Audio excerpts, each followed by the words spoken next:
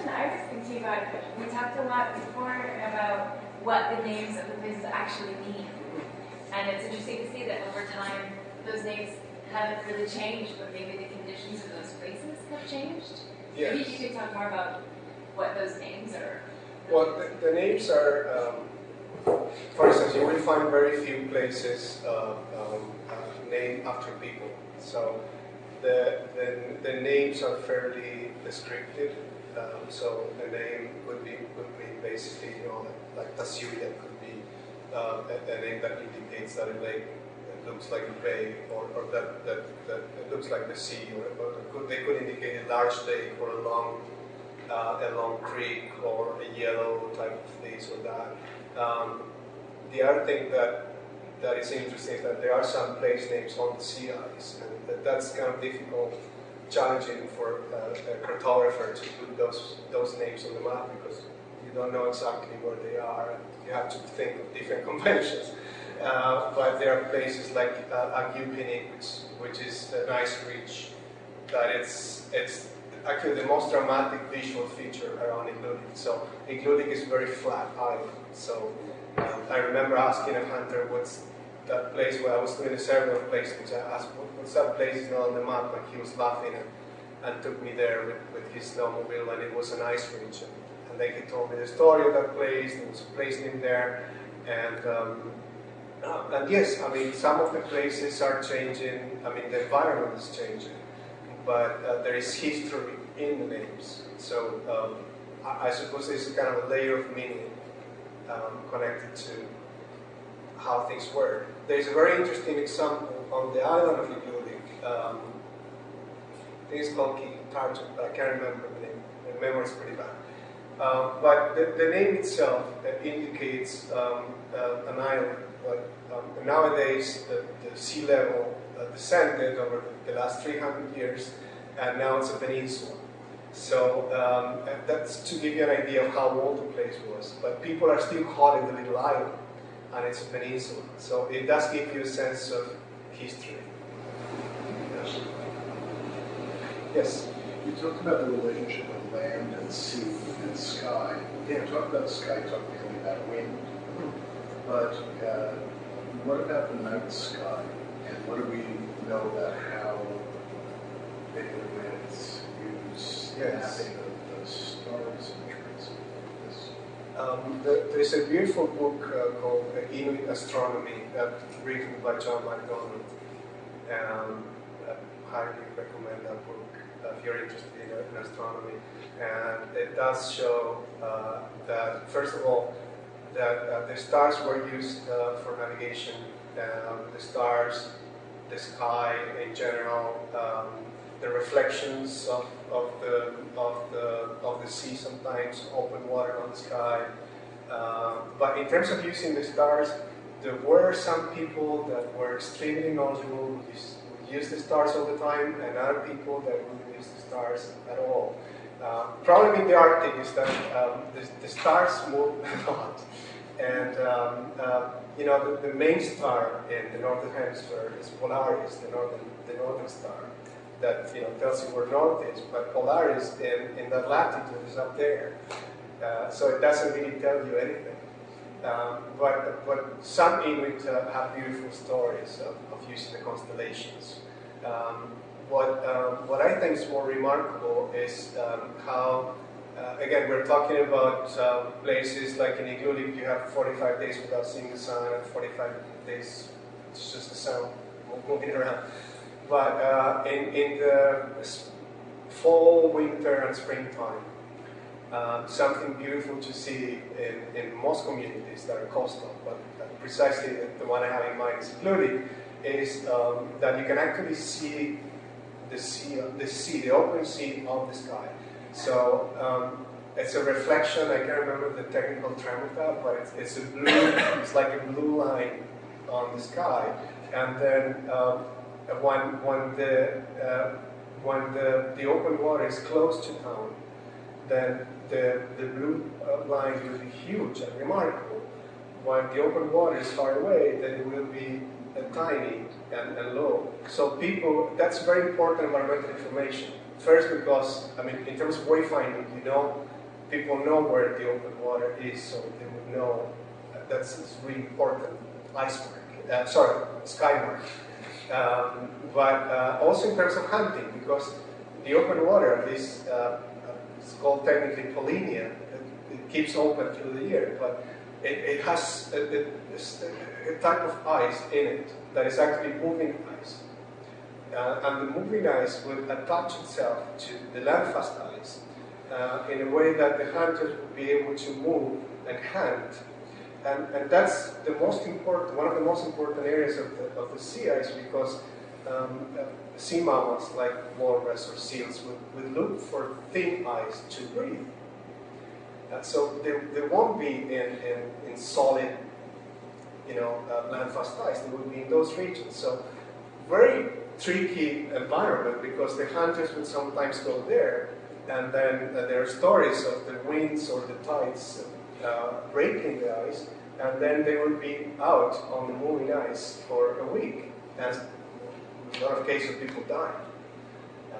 So they would have to know the relationships between the sea ice, the topography of the coast, and the phases of the moon connected to the tides and the winds. So a really complex environmental knowledge. Yeah. I want to thank you for this amazing presentation. I have a gazillion questions, but I'll try to get it into two. You mentioned about this knowledge, this geographic knowledge, as being ephemeral, based on memory, but what you're doing is making it concrete and eternal, in a sense, through mapping it, GIS.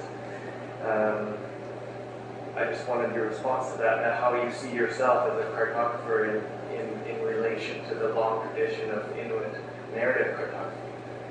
And the other question is about whether GPS units are being used by Inuit to develop new trails or follow the old trails now. I was expecting the first one. It always comes out when I speak. Sometimes much more aggressively, because people are questioning what I do. But first of all, I'm not the only one doing this, right? But, I'm maybe the only one doing the trails, but there's a lot of cartographic mapping projects going on in the Arctic. But first of all, I mean, the truth is that most of these cartographic projects are started by communities. So it's actually the communities that want this information on the maps. Why? Because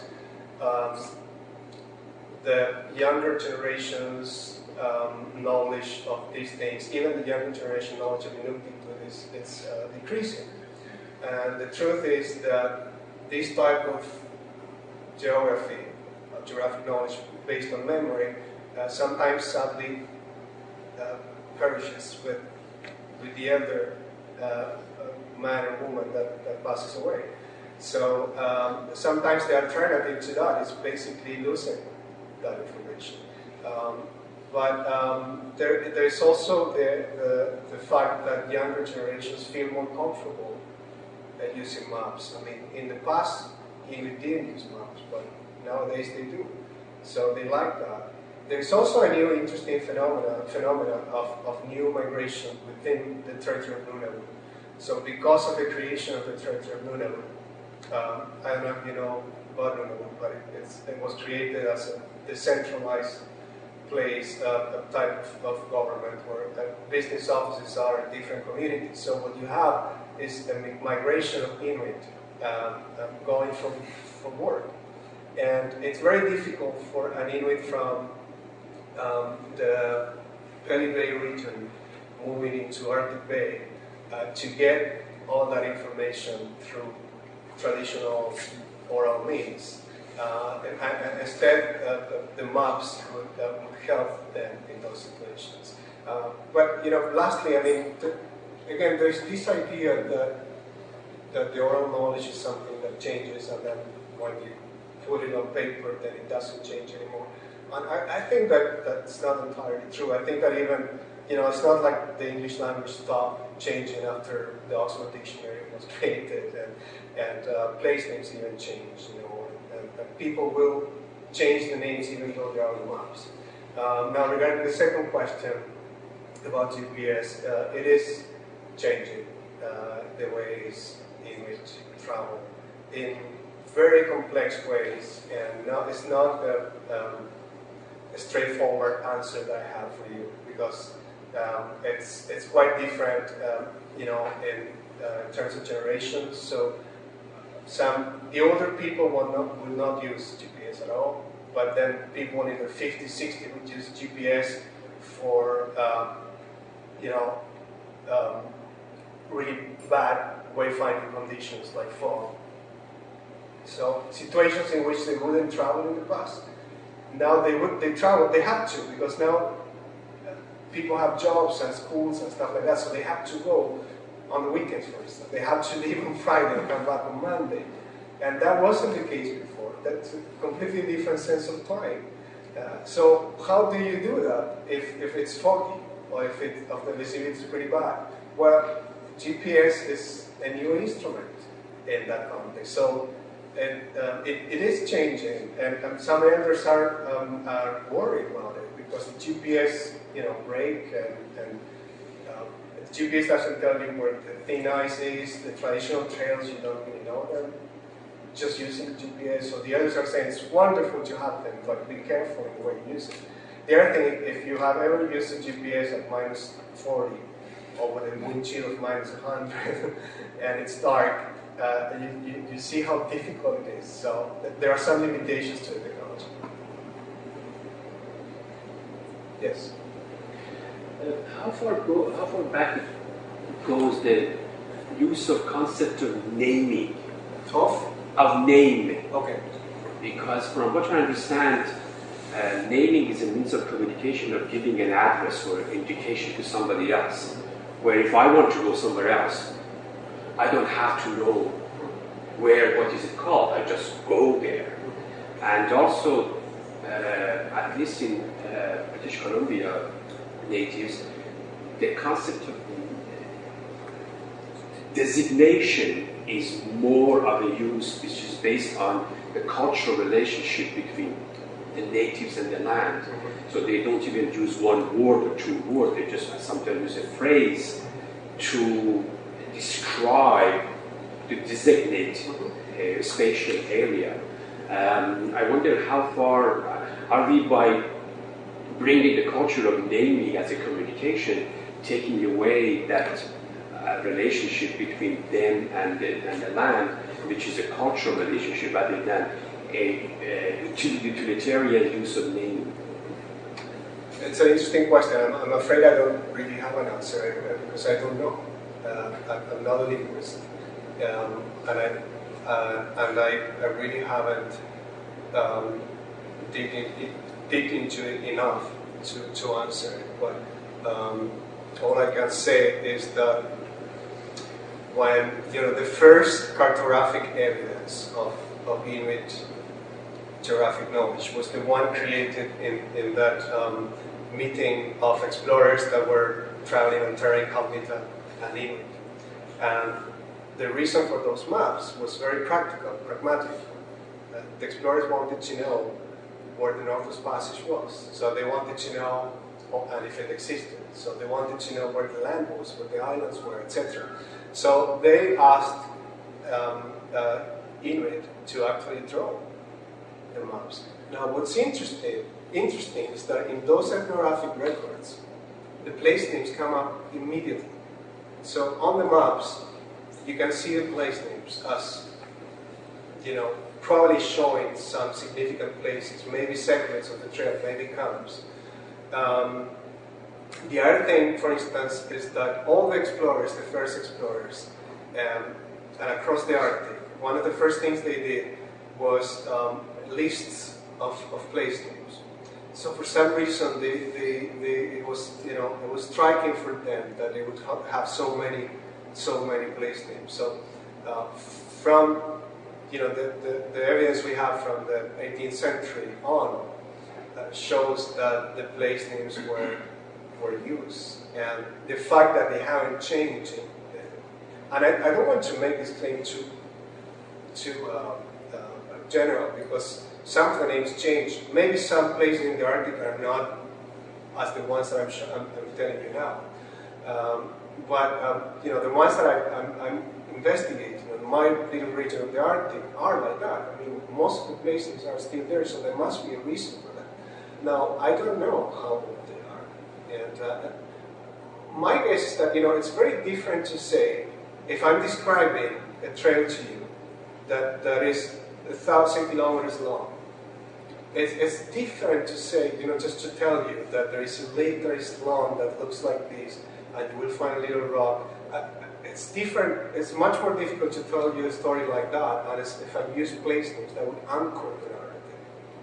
So if you know where Tasiriak Lake is, then I just have to say Tasiriak, and you will know. I don't have to describe the whole context. So that's why I think it's kind of a special anchor. But from a linguistic point of view, I have no idea. Okay, sorry. Yes. When you were showing us before the piece of the oral history that with the words, really, what I was noticing, there is not the idea of length or like time distance. So it's always like you're right here, and then they will go there. But I'm thinking like how you will know that then then you have to walk for, I don't know, 3 hours. It's like it's part of the oral history also, like the time or the distance? Yes, and again, it's not maybe time in itself, it's probably distance, but or it's kind of an interesting mix of distance and time. The time is very relative. Why? Because, and that drove British explorers crazy, because they wanted precise maps, and the scales, the representations of the maps were amazing, but the scales were off, and that's normal. I mean, any mapping project from memory that you do, you will make your own, your own neighborhood bigger than the rest, etc. But what was also interesting that people thought about distance in terms of sleeps, and it's very different if you travel in the fall as you travel in the spring or in the winter. So the springtime is much faster travel. It will go faster, but that is difficult to represent on the map. So that's one thing. Nowadays, people also talk about snowmobile tanks. After your snowmobile runs off out of gas, then you will start seeing this particular. But it's a very complex connection between space and. In this sense, I was thinking, because you say, like the community are maybe involving you to asking, to really put this in a map, but I still think that you still have to be able to read the territory, and because even if you will be there with this map, then it's like, I don't even know how you realize that you actually joined at one of these points. Yeah. Like some of them, maybe it's very clear that, you're on open sea, or like others, if there is like to our eyes, at least my eyes, I don't know. Yes. It's like I actually arrived at the Napakutat, or it's like You're absolutely right in the sense that the narrative is, it's not going to die because of the maps in a sense, but in a more interesting way. For Inuit, telling the story of the trip is as important as the trip itself.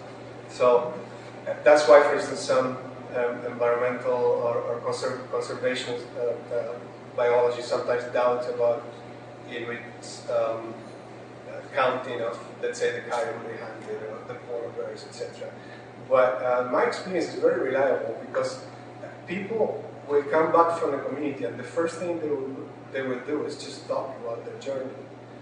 Sometimes they will go on the radio and talk about what they saw. Nobody's going to kill two polar or come back home and not say anything because of, it was out of the law. So the narrative of the trail is really important. And I was talking with some people earlier about the importance of CD radio it's kind of changing now with satellite phones, but it's extremely important. People would go hunting, for instance. They would stop They would make their tent, or the first thing they will do, put an antenna. And then the second thing after they hit some water for tea and boil some meat or something is go on the radio and just share the story. So of course, people still need that. There are some cases where that younger people are a bit shy about talking because their inuktitut is not as good. And there are examples that I know of people that don't do that. And then you have the new device, the satellite phone, which is a one-to-one thing. So it's changing the style of narrative too. Yes? Have you got some information of how climate change is impacting the trails? Oh, sorry, can you speak up a little bit? Do you get some information of how and in which way climate change is impacting the trails? Can you elaborate a little bit on that? Climate change is being taught in different ways in different communities, and it's funny because every time you as a researcher, as an Arctic researcher, write a proposal, and you really have to write the term climate change because you know it doesn't give you funding. But in a formal talk like this, I can say that it is quite diverse the way people are talking about it. Everybody's talking about change. Everybody's saying that the snow is changing. There is more snow. It's more difficult to travel. It's warmer or colder. The wind's changing. So they are noticing those things.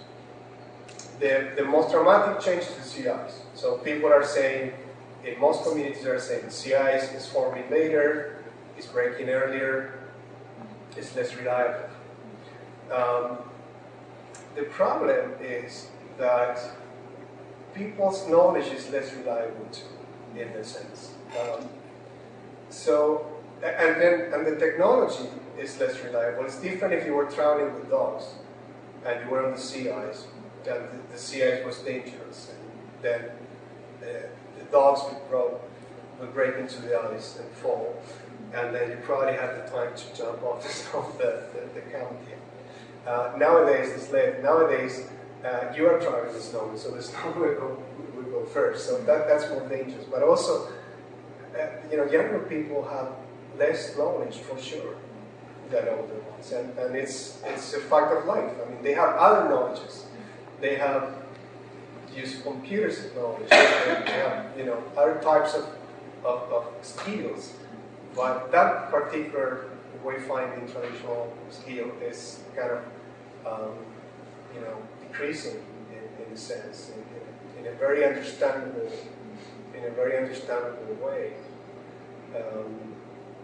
And the other thing is that some people tell you, well, we're going to adapt. We changed, we adapted before, and that's something. I mean, this cycle in the Arctic. I mean, and it's obvious that climate change is accelerating things, making things more dramatic. But immediately experience extremely dramatic changes, and they survived. They adapted to technologies, etc.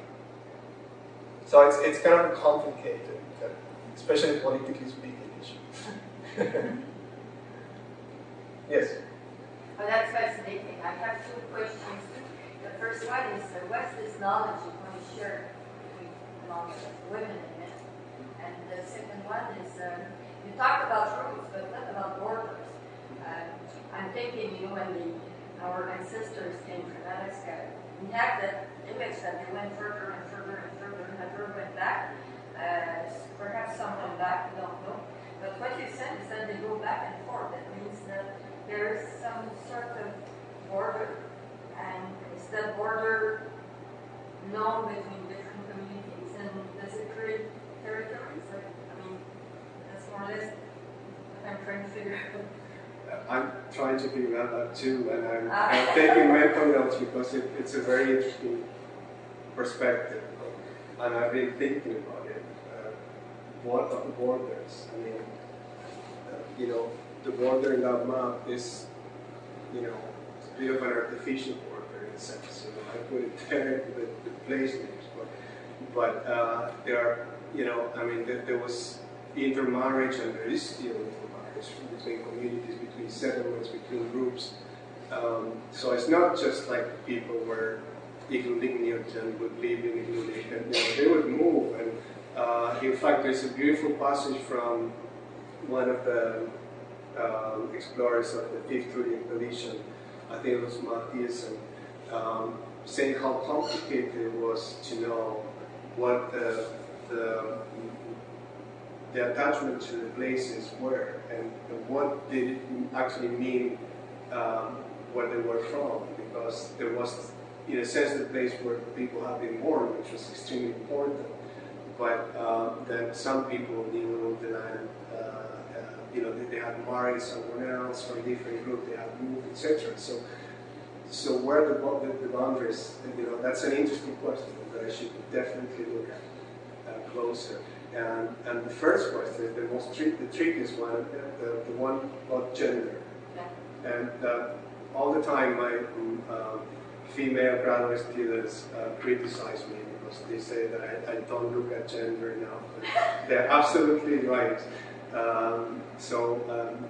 My answer is going to be very something I've seen from observation, which is that in our mapping sessions in communities, usually, and sometimes I work with youth organizations and local groups, and they bring the people, they look for the elders that know the areas, and they would bring both women and men, and it's usually more men, but not always. It depends on the communities. And some women are known to be, in the past, traveling on the back of the sled, directing the man and knowing the names better. And the map that I showed before about, that beautiful map drawn in the 1920s was drawn by a woman. There is a researcher from La Sorbonne, Beatrice Corrigan, who wrote a book about geographic knowledge in the Western Canadian Arctic. And she claims that women knew more the place names and the land around the camps, and that men knew more the names and the place names and the land itself over the trails. But I haven't been able to see that clear cut. I should definitely look at that. But also in terms of boundaries, there's also the new political boundaries, right? I mean, there's groups of Inuit on Victoria Island that suddenly became separated by different legal system, political systems. So some people in the community of Holman on Victoria Island are part of the Northwest Territories, but people in Kugluktuk, only 100 kilometers south, are in Nunavut, and they're all the time going across the boundaries and probably going also across different regimes, legal regimes, conservation regimes, etc. Yes? You said in your talk that there were political implications to some of these things, so maybe I'll bring up one of those. Yeah. If you showed that map of northern Canada that you showed with this, what looks like an amazing interstate system, is that another way to get funding from federal government sources, for example, because of all the nation building that Canada is involved with in the north in terms of asserting its sovereignty in that area, showing that it's occupied? It does occur if you include that in your application for funds. But I don't think that the Canadian government has followed or is going to follow this route in their negotiations over the Northwest Passage, for instance. I think that they use Inuit all the time, but in a very symbolic way. They have been there, etc., etc. But the point of recognizing systematic use, precise knowledge, I don't think that they are doing it. I don't know if they're going to do it. And to be honest, I don't know what would be the effects of that on the gates of the local message because I don't know what. But the other political implication is, I think, that in many cases in Canada, over disputes over Aboriginal use of land, one of the things that sometimes judges or courts said is that the oral knowledge cannot be taken seriously because there was story if I tell you something and you tell